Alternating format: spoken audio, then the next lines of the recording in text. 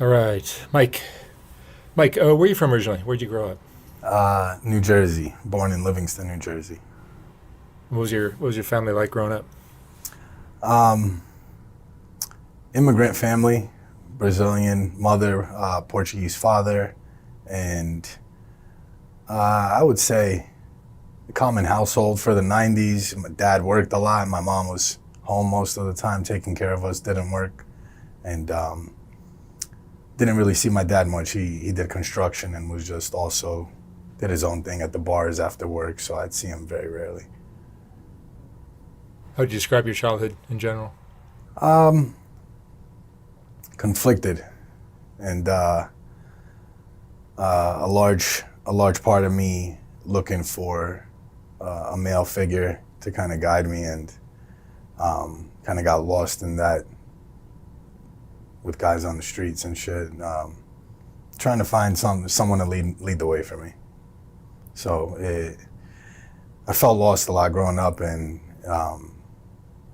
an aggressive childhood as well. A lot of aggressive shit. My dad, I didn't see him much, but when I did, he was just a very aggressive man. Hmm. And I picked up on that. I used it for myself, and so just a very conflicted younger man at that time. What were you like in high school? Uh, Trying everything, trying to try all drugs, get into trouble. I did really good in school, so I'd stay good in my mom's graces, but just like a wild kid, did whatever I wanted, had a good time, tried all drugs under the sun, and parties. Grew up watching all these TV shows in the 90s of California, and I just wanted to, I don't know, be like Zach Morris in high school, running around partying, popular kid, cool kid, shit like that. So high school was fun, all the drugs and partying and alcohol was a good time experimenting with at that time. Did you get caught up in all that? Yeah, yeah, I did. I maintained good grades and stuff till I graduated high school, but as soon as I got out, drugs and alcohol were like my way to cope. Yeah, that was like the shittiest part after was I took that with me, so I started coping. Instead of partying, now shit's hard, I'm an adult, I gotta face life. And when things are hard, I go drink, I go smoke, I go party. And yeah, I got lost. That was like a big step in the wrong direction, was starting to cope with alcohol and drugs at such a young age. Hmm. How old are you now? 39. 39. But you were working while you were doing all this, or? No, hanging out at my mom's. Hmm.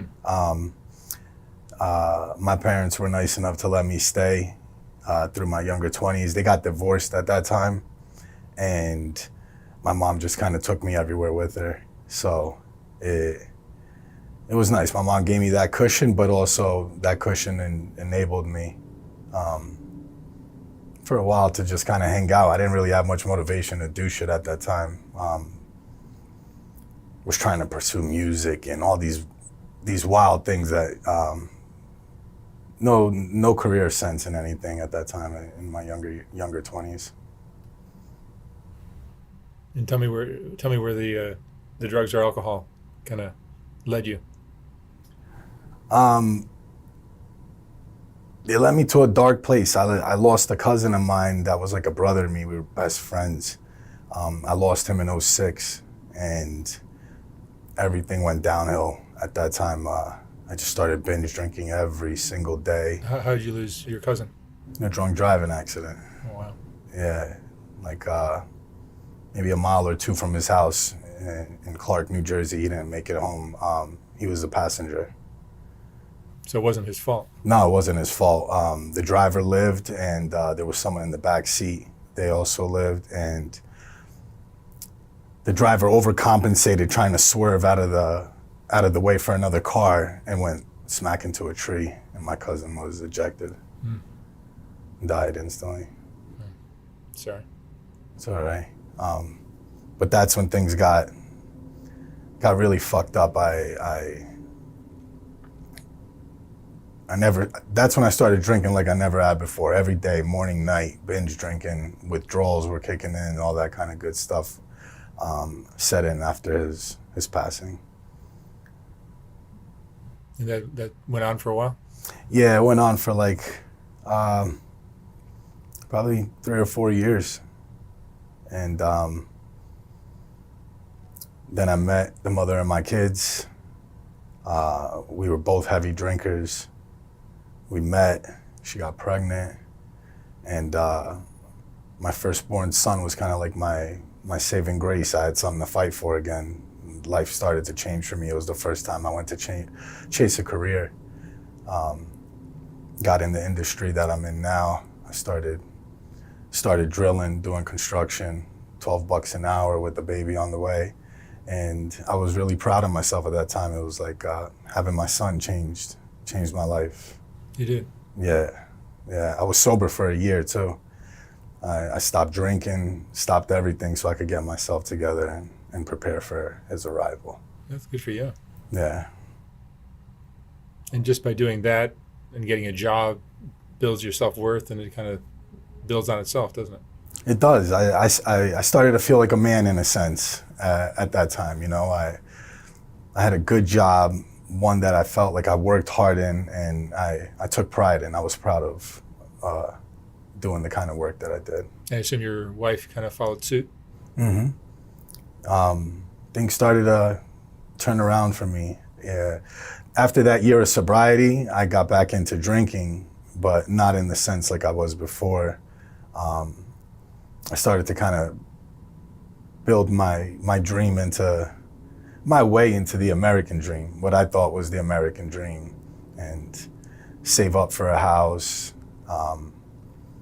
barbecues and shit like that, beers, you know. I just had it all in my head set that I would get there, and I did. About 2015, 2013, I had another son. My boys were like my everything. They were my compass. They kept me like aligned and doing good. But I finally found, I guess, what I thought was a place of moderation with alcohol.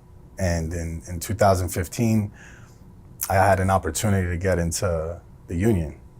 And it was like the most amazing thing in my life at that time. I had worked non-union construction, and as proud of my job as I was, the money wasn't that great.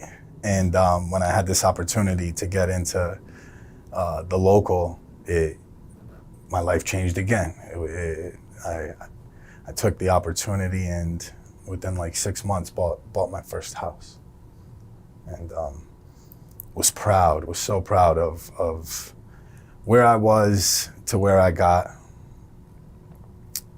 From 2010 to 2015, I was really proud of myself, and then I really kind of laid back and thought, that's it, I did it, you know, like I got the house, I have a family, everything is good job, let's have a drink.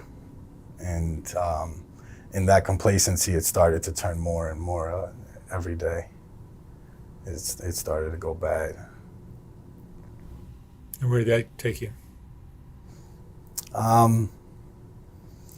So me and the mother of my kids at that time, like I said, we both liked to drink, and the relationship was always kind of all over the place. But I wouldn't give it up for anything because of my kids. I was committed to this no matter what, and loyal as well.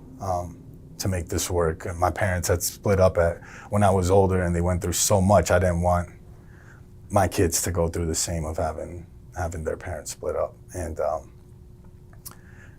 as things got worse with alcohol, they got worse with us. We were fighting more and more and more to the point where we were just like strangers, roommates, just wouldn't talk, just lived under the same roof. And in 2019, I had found out that she cheated on me. And that's when everything went downhill. It was like she ripped my purpose from underneath my feet. My family was no longer whole. I couldn't stay in this relationship any longer. But you were already drinking a little bit before that happened. I was drinking every day before that happened. When I found out about the cheating, it was in August of 2019, and we were having so many issues. I would say a lot of the heavy drinking started like mid 2018, all the way into that period. But I was functional. I functioned. I drank and I functioned. Still went to work, did all these things. But when I found out she cheated, I was no longer a functioning alcoholic. I broke down and had to leave work. Everything spiraled so fast, I guess, from the amount that I had drank most of my life already, the amount I drank leading up to those events, and the amount I was drinking at that time. Everything spiraled so fast, symptom-wise, of what was about to happen to me. You kind of jump back to the same pace you were at when you were younger. Yeah, my body couldn't do it anymore, and I couldn't wean myself off. I had pulled myself out of so many withdrawals, and I had done them in the past with benzos. I had done them with nothing. I thought I was a professional at handling alcohol withdrawal. You know, like I knew the system of how many days it would take me, all these great things. This time, nothing was working. I couldn't face life sober. The reality was I felt like I was gonna lose everything because she was like, the house is mine. You're getting the fuck out. Everything here is mine. The kids are mine. And this is about to be a wrap for you. And I was scared to death. I was scared for my life at that time. You know, she was gonna take everything I had worked for. Was she working as well? No. So, when I found out she cheated, she was in upstate New York, and I changed the locks of the house when she was coming home. And when she got there, she called the cops. And the cops came to the house, and I'm like, I don't want her in the house. I'm the owner of the house. I own this house. And they're like, unfortunately, you have to leave. And I couldn't believe it. I had to leave that house for the verbal disagreement that we had that day. And I was out of the house for about a month because I was losing my shit. And they're like, you can't stay here. So I was staying in my car, staying at my cousin's houses, drinking all day, picking up groceries to bring to the house. I couldn't see the kids, like she would hide them from me and shit, and it was just so heavy on me. Like, I felt like she lived up to her words that she was about to take every single thing from me. And on top of it, you're not working any longer. No. And did you get fired or you quit? no, I told them I needed to leave. Like my super at the time saw the condition that I was in, and I kept him in the loop for months about what was going on. So he was understanding. And, you know, I told him I needed time off. So, but I didn't care about the income. I didn't see any light on the other side of the tunnel. I didn't see an end to this. I just kept drinking. I couldn't face this shit. It was just a very, very surreal, dreamy reality where I felt just life was good and everything went to fucking shit.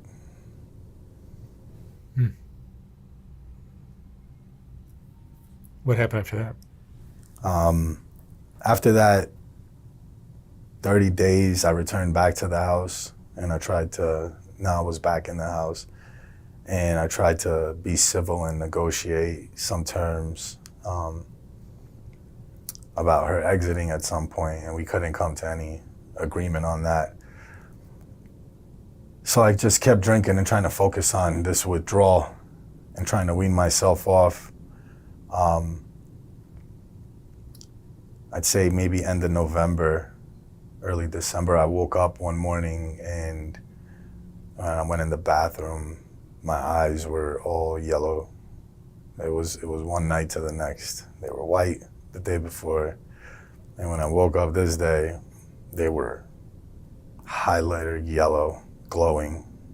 Like, I thought something was wrong with the fucking lights. I started freaking out, and when I opened up my eyeballs looking in the mirror, I was like, my fucking liver. I'm like, fuck. I'm fucked. I'm fucked. I jumped on Amazon and started ordering liver support pills and shit, and started racing to order milk thistle, thinking I can save this, I can stop this somehow.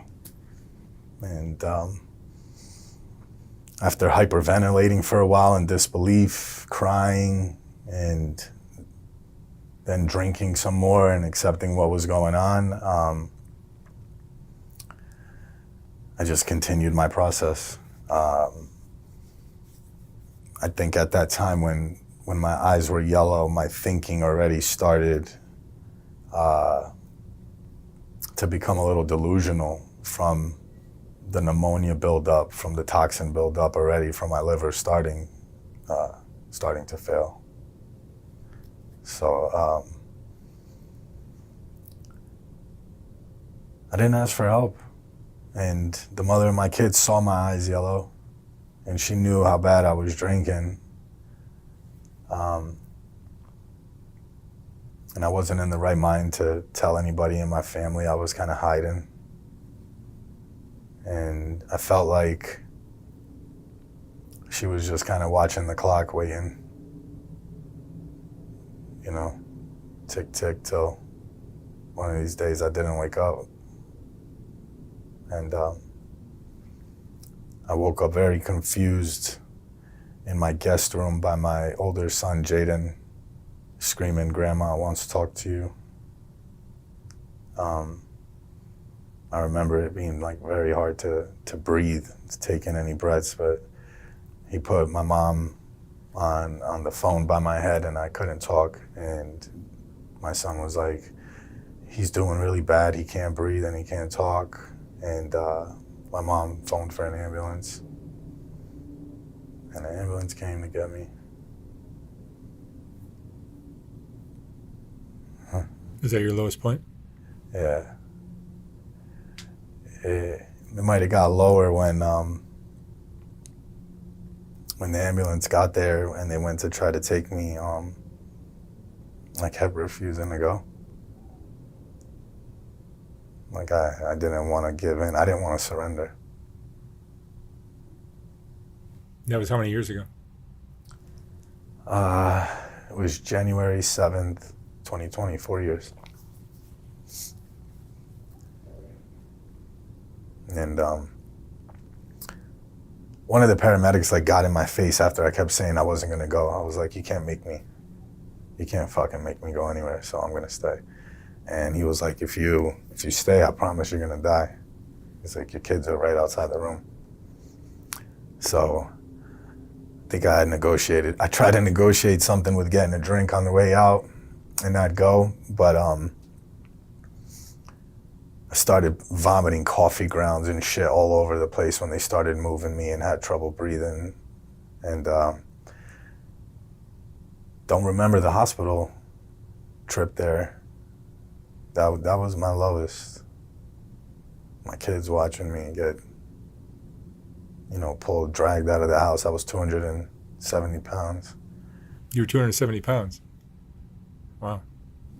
All the fluid build up. My stomach was like this big. Just build up from the liver failure. I hadn't went to the bathroom in weeks. Like I just couldn't go. Nothing would come out of me. And when I got to the hospital, they put me in an induced coma, stopped me from going into cardiac arrest. And my kidneys gave out, and I started having respiratory failure and different issues there, all from withdrawal from alcohol.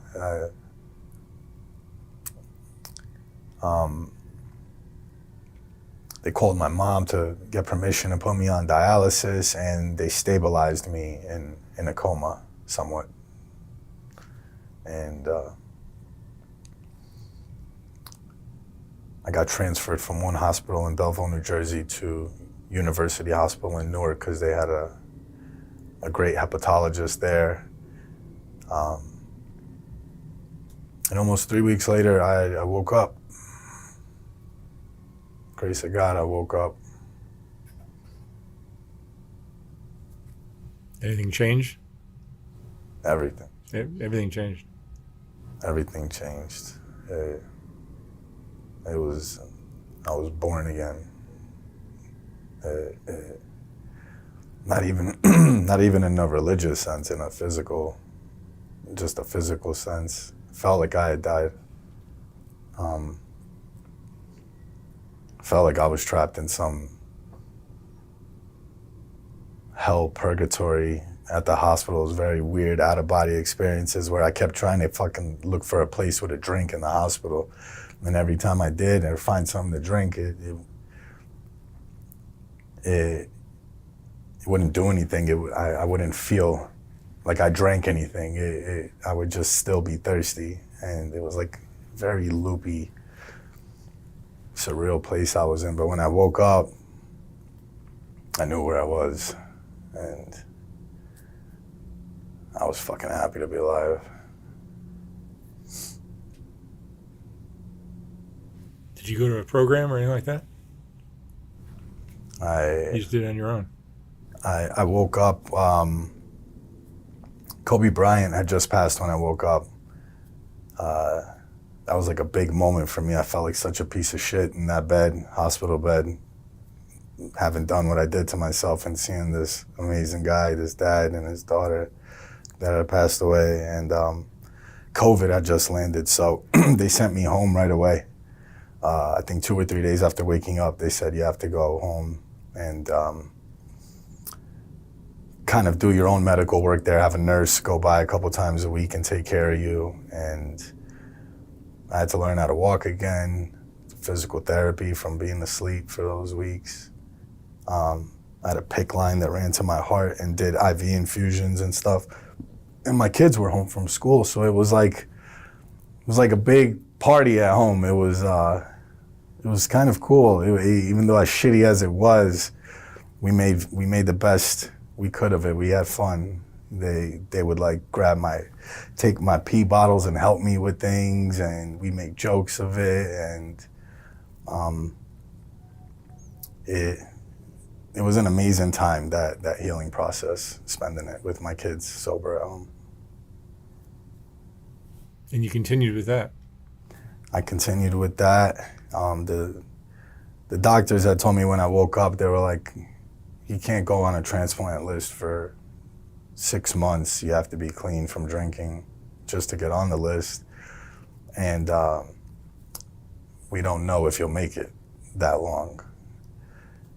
I'd asked them, like, when will my eyes clear up? My skin was yellow, everything was yellow on me. I looked like Big Bird. I looked crazy. And they were like, it could be maybe like 2 years. It all depends. We don't even know if you're gonna live. So I left with, just the hope of having some good days at home. And within like 4 months, my eyes turned white. 4 months, my liver, I went for a test. I got walking again. I went for a blood test with my hepatologist, and she said, your blood work looks like any normal person's blood work. Your liver is fully functional again. And it was kind of wild because I had been home for all that time. I guess at some point looking for companionship and shit like that, I ended up going back out drinking. after that. I took a flight to Florida with my buddy. That was like a bucket list trip. Even though my liver was working good again, I wasn't fully right in the head from everything that had just happened. I was in a pretty unstable place. Happy to be here, but not all well. Kind of partied in Florida for about a month and came back home and tried moderation drinking for like 2 years. That didn't work out that great. It was a very like up and down lifestyle. I always wanted to keep the option open, like I'm not different than anybody else. I want to reserve the choice if I want to have a drink or not. And I had this whole FOMO thing going on that if I took that option away, that I wouldn't be able to kind of feel fully present. I guess that idea didn't allow me to feel fully present at any event or anything, just being like, I can't have a drink. I started to have some more medical issues in 2022. I had diverticulitis and they needed to remove a big chunk of my colon. And when they did that, it was August of 2022, I finally committed to sobriety in its fullness. I had started sharing my stories about what happened to me, and I saw how many people my age and younger were suffering from acute liver failure so young, kids dying from liver failure and stuff. And a lot of the online sober community helped change my perspective. And I got sober August 23rd, 2022 was my sober date. And how are you doing now? Good, really good. Better than I ever have been. I don't work a program. I've been doing therapy for about 3 years. Therapy helps, right? A lot. It can get boring sometimes when things are good, but the maintenance always helps on bringing things to the forefront. You know, it's been a tremendous help in my life. You think there's any chance of you going back to drinking? No, I don't think so. When I look at what I went through with alcohol and where my headspace was at that time, I just don't think that person's here anymore. I've like finally figured out how to deal and cope with shit. And it's been working so far, but it's still one day at a time, right? Whether working a program or not, I still try to get through my days one day at a time. Everything is I keep close. Mike, what would you say is your biggest regret?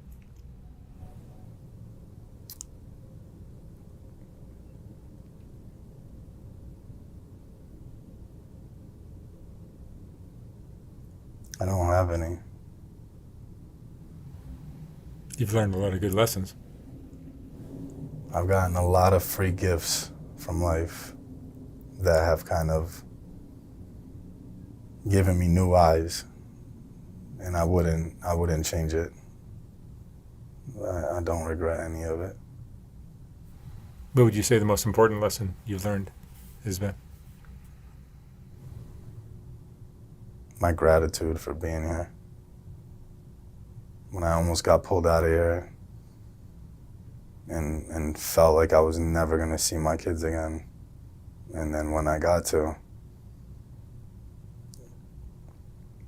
I'm just thankful to be alive, be here. Even no matter how fucked up it gets fucked up. It gets just as fucked up as it used to. Except I'd rather be here to deal with the fucked up shit than be gone. Hmm.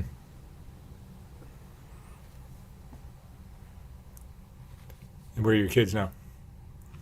Home with my wife. I got married. I have another baby on the way. Baby will be here late December. and